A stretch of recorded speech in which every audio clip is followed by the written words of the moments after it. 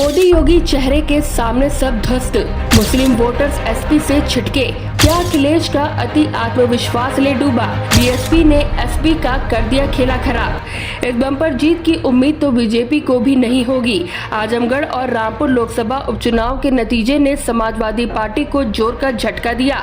SP मुखिया अखिलेश यादव अपने अति आत्मविश्वास और बीजेपी की मजबूत किलेबंदी के आगे हार गए। इन नतीजों से एसपी को एक और घाव दे दिया है। आजमगढ़ और रामपुर में मुस्लिम वोटर्स की नाराजगी पार्टी से कम नहीं हुई। नतीजों में इसका असर साफ दिख रहा है। इन नतीजों के बाद एसपी खेमे में मायूसी साफ देखी जा रही है।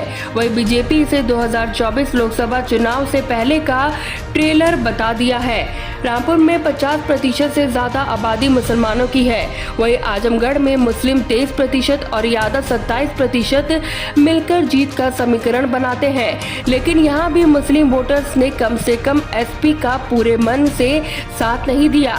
यहाँ बीजेपी के दिनेश लाल निरुहा ने एसपी के धर्मेंद्र यादव को 8000 से ज्यादा मतों से मात दी। निरुहा को 34.37% वोट मिले, जबकि धर्मेंद्र 33% वोट ही पा सके। रोचक बात तो यह है कि 2019 के लोकसभा चुनाव में आजमगढ़ से अखिलेश यादव ने बड़ी जीत दर्ज की थी। इस चुनाव में अखिलेश को 60% मत मिले थे, जबकि निरुहा को 35% वोट ही मिले थे। सबसे ज्यादा चौंकाने वाले नतीजे तो रामपुर के रहे। आजम खान के इस मजबूत गढ़ में बीजेपी ने जोरदार जीत दर्ज की। एसपी से बीजेपी में आए घनश्याम लोधी को 52% मत मिले और उन्होंने आजम के करीबी आसिम रजा को 42,000 से ज्यादा वोटों से शिकस्त दी। इन दोनों लोकसभा सीटों पर बीजेपी ने जहां हिंदुओं के वोट को अपने पाले में करने में सफल रही, बल्कि रामपुर में तो कुछ मुस्लिम वोटर भी भगवा दल की तरफ आए। आजमगढ़ और रामपुर में बीजेपी की जीत का श्रेय बीजेपी की मजबूत किलेबंदी को जाती है। पार्टी ने जहां अपने वोटर्स को अपने पाले में रखने में कामयाबी पाई, वही विपक्ष के वोटों में सेंध भी लगाई। चूंकि राज्य में योगी आदित्यनाथ की सरकार है, तो लोगों को उनकी सख्त छवि और माफियाओं के खिलाफ बुलडोजर अभियान का फायदा भी बीजेपी कैंडिडेट्स को मिला। अखिलेश जहां आजमगढ़ और रामपुर में झांकने तक नहीं गए, वही सीएम योगी आदित्यनाथ ने इन दोनों क्षेत्रों में प्रचार किया। पार्टी के सभी दिग्गजों ने पूरी ताकत झोंक दी थी।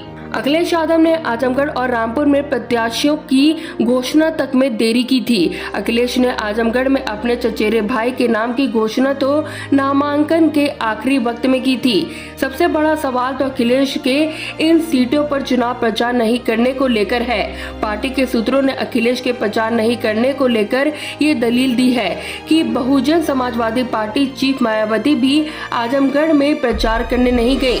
विश्लेषकों के अनुसार यहाँ सब समीकरण मोदी योगी के आगे ढेर हो गए।